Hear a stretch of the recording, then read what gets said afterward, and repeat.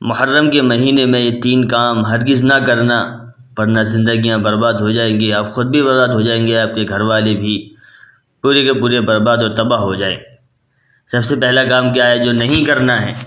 یعنی ہمیں چاہیے کہ ہم نمازیں نہیں چھوڑنی۔ ہمیں کیا کرنا ہے؟ ہمیں نمازیں نہیں چھوڑنی ہے۔ دیکھا یہ جاتا ہے، آپ خود بھی دیکھتے ہوں گے کہ لوگ تعزیہ بنا لیتے ہیں، اس کے سامنے بیٹھے رہتے ہیں، پوری رات ان کو ہو جاتی ہے، اس کے سامنے بیٹھے رہیں گے، عشاء کا وقت ہوتا ہے، مغرب کا وقت ہوتا ہے، لیکن انسان وہاں بیٹھنا اچھا لگتا ہے، لیکن وہاں سے اٹھ کر مسجد چلے جانا یہ بالکل اچھا نہیں لگتا۔ وہاں سے اٹھ کر مسجد چلے جانا یہ بالکل بھی اچھا نہیں لگتا۔ میرے عزیزو، کیا ہو گیا ہے؟ ارے میرے مسلمانوں، تمہیں ہو کیا گیا ہے؟ تم اپنی زندگیاں کہاں گزار رہے ہو؟ جس کام کے لیے تم، جس کو خوش کرنے کے لیے، جس کی محبت میں، جس کی یاد میں تم یہ تعزیہ بنا رہے ہو، آخر وقت میں کیا سبق ملتا ہے کہ نماز نہیں چھوڑنی، نماز نہیں چھوڑنی، اپنی گردن کٹا دی۔ کس میں اپنی گردن کٹا دی؟ سجدے میں اپنی گردن کٹا دی، اپنے آپ کو شہید کرا لیا۔ کس چیز میں شہید کرایا؟ نماز کی حالت میں اپنے آپ کو شہید کرا لیا، شہید ہو گئی نماز پڑھتے ہوئے۔ لیکن ہم لوگ کیا کرتے ہیں؟ جن کی یاد میں تعزیہ بنا رہے ہیں، ان کی یاد میں تعزیہ بنا رہے ہیں، ان کی یاد میں ہم نماز چھوڑ دیتے ہیں۔ اور جب صبح فجر کا وقت ہوتا ہے تو رات بھر انسان تعزیے کے سامنے بیٹھا رہتا ہے، لیکن نماز پڑھنے مسجد کے قریب میں بھی، مسجدیں ان کے گھر کے قریب ہوتی ہیں جہاں تعزیہ بنا کے رکھے ہوئے ہوتے ہیں، مسجدیں ان کے گھروں کے قریب ہوتی ہیں، لیکن وہاں سے اٹھ کر مسجد تک نہیں آ سکتے، وہاں سے اٹھ کر مسجد تک نہیں آ پاتے۔ بڑے افسوس کی بات ہے کہ مسلمانوں کو ہو کیا گیا ہے، یعنی جو کام مسلمانوں کو کرنے کے بالکل نہیں تھے، وہ کام آج مسلمان بہت خوشی کے ساتھ، فرحت کے ساتھ، شادمانی کے ساتھ کرتا ہوا نظر آ رہا ہے، اور کر بھی رہا ہے کہ میں ہی نہیں بلکہ آپ لوگ بھی خود اپنی آنکھوں سے دیکھ رہے ہیں۔ اس لیے میرے عزیزو، سب سے پہلے کیا کرنا ہے؟ سب سے پہلا کام کیا ہے؟ جو کام نہیں کرنا محرم الحرام کے مہینے میں، اور یہ کام صرف محرم کے مہینے میں ہی نہیں بلکہ محرم کے علاوہ بھی اور مہینوں میں نہیں کرنا۔ یعنی نماز جو ہمیں نہیں چھوڑنی ہے وہ محرم کے مہینے میں ہی نہیں چھوڑنی، بلکہ اس کے علاوہ اور جو مہینے ہیں، پوری سال ہے، پوری زندگی ہے، نماز ہمیں چھوڑنی نہیں ہے، نماز ہمیں چھوڑنی نہیں ہے۔ نمبر 2، دوسرا کام کیا ہے جو ہمیں نہیں کرنا ہے؟ یعنی شریعت کے خلاف ہم 10 محرم کو کوئی بھی ایسا کام نہ کریں اس سے لوگوں کو تکلیف ہو۔ 10 محرم کو ہمیں شریعت کے خلاف کوئی بھی کام نہیں کرنا ہے۔ 10 محرم کو ہمیں اللہ کے رسول کی شریعت کے خلاف ہمیں کوئی بھی کام نہیں کرنا ہے۔ دیکھا یہ جاتا ہے لوگ بڑی بڑی پیٹیاں، بڑی بڑی الماریاں، ڈی جے ساؤنڈ لگا لیتے ہیں، اتنا زیادہ ایکو اس میں ہوتا ہے، اتنی زیادہ آواز اس کی ہوتی ہے جس کا آپ اندازہ نہیں لگا سکتے۔ اب جس بستی میں آپ بجا رہے ہو، جس محلے میں آپ اس کو بجا رہے ہو، اس میں ساؤنڈ لگا ہوا ہوتا ہے جو بالکل ناجائز اور حرام ہے، علماء ناجائز اور حرام کہتے ہیں، لیکن آپ پھر بھی لگاتے ہو۔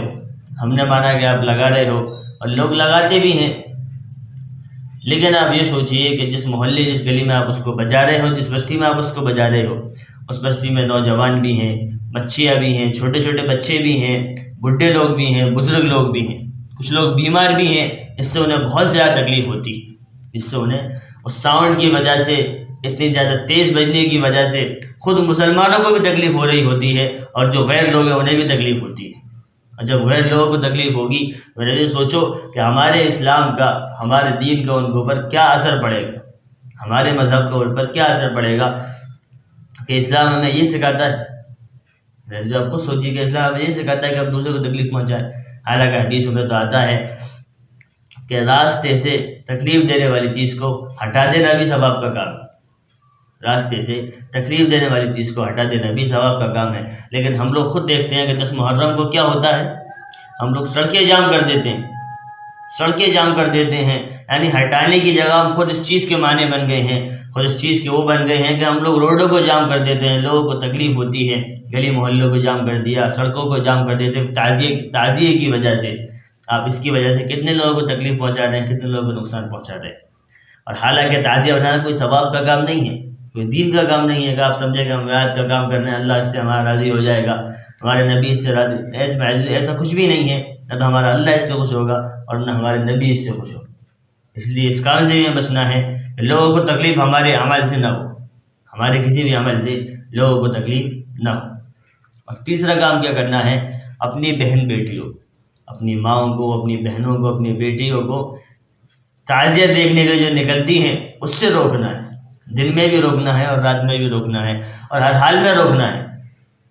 ارے محرم میں ہی نہیں بلکہ محرم کے علاوہ بھی روکنا ہے۔ اگر کوئی ضرورت نہیں تو گھر سے باہر نکل ہی کیوں نہیں ہے، گھر سے باہر نکل ہی کیوں رہی ہے۔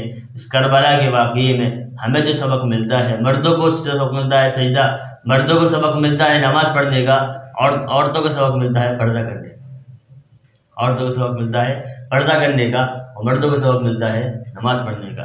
لیکن دونوں ہی اس کام میں بالکل چھوڑ چکے ہیں، نہ تو مرد نماز پڑھ رہے ہیں نہ عورتیں پردہ کر رہی ہیں۔